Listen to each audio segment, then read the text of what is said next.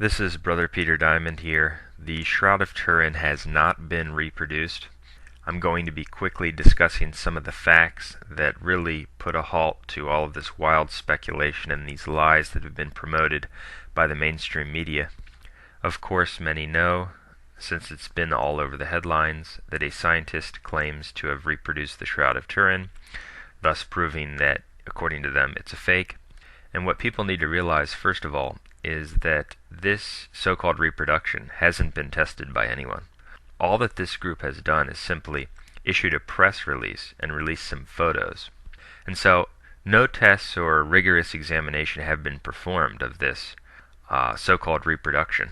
Yet, because you're dealing with a very antichrist media, the entire media picks up the story and the claim and concludes that the reproduction is authentic and that the shroud is therefore a fake. In fact, a CNN headline said in huge type, "Scientist recreates Turin shroud to show it's fake." And this is nonsense simply because even from a preliminary analysis of the photographs and the press release which describe the process by which he, quote, reproduced this, you can see that it's not a reproduction. I'm going to be making reference to certain experts who have given a preliminary rebuttal to this false claim. For example, this scientist who made, quote, this reproduction admits that he used red ochre pigment to form the image.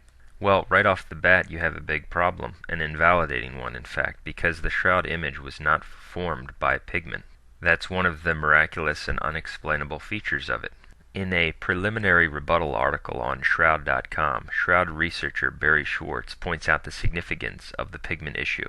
He mentions the fact that red ochre pigment is iron oxide, and he says, quote, "Of course this issue was anticipated by the STIRP team in 1978, and a number of highly sensitive tests were performed that determined that there was not enough iron oxide on the shroud to be visible without a microscope. Iron oxide does not constitute the image on the shroud. They also determined that the image areas of the shroud contain no more iron oxide than the non-image areas. It is more or less evenly distributed across the entire cloth.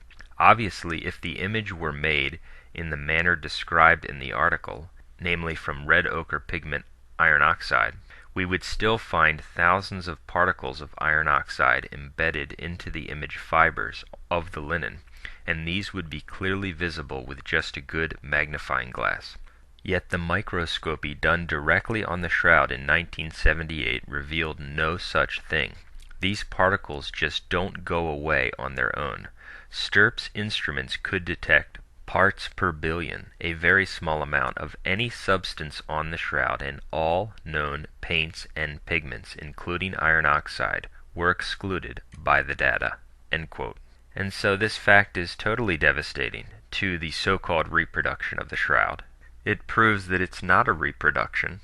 The so-called reproduction was made from a pigment. It was made from red ochre pigment, iron oxide, and it had already been scientifically proven that the shroud image was not formed from iron oxide or any pigment.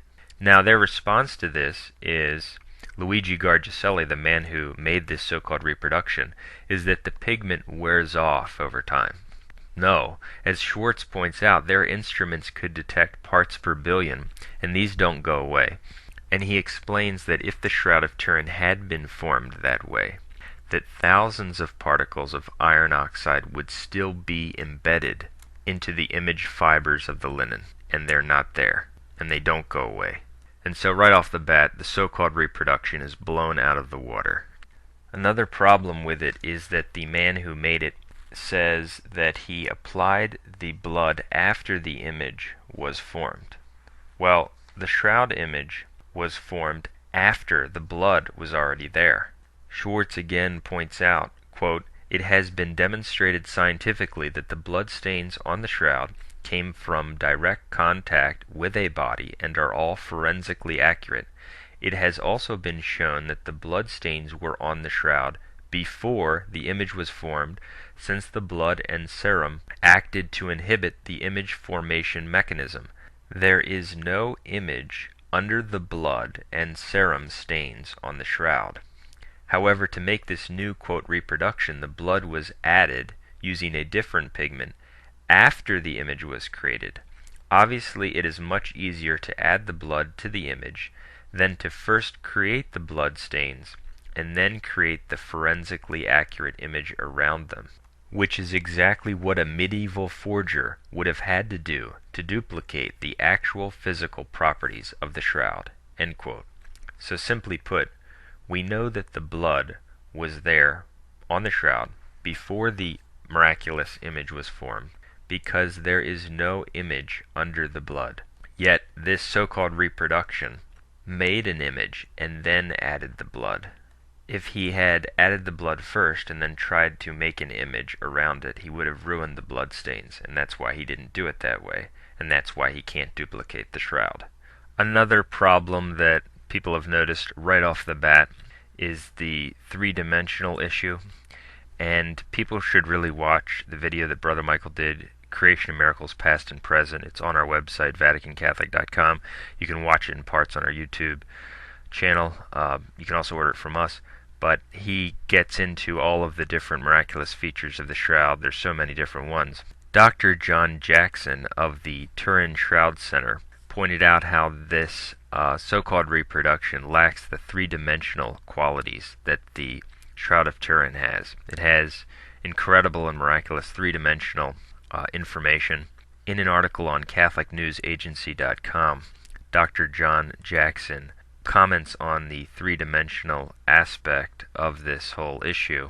While he admitted that the images on Garlashelli's shroud on the internet look authentic, when taken from a 3D perspective, quote, it's really rather grotesque. The hands are embedded into the body, and the legs have unnatural-looking lumps and bumps, he explained. And so the shroud doesn't have that problem. The shroud miraculously comes out proportional when examined with this 3D equipment. And so that's just another problem which shows that they haven't reproduced the Shroud of Turin.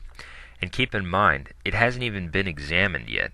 When the experts, if the experts ever get a chance to rigorously examine this so-called reproduction, they will probably come up with 150 absolute proofs that it's not a reproduction.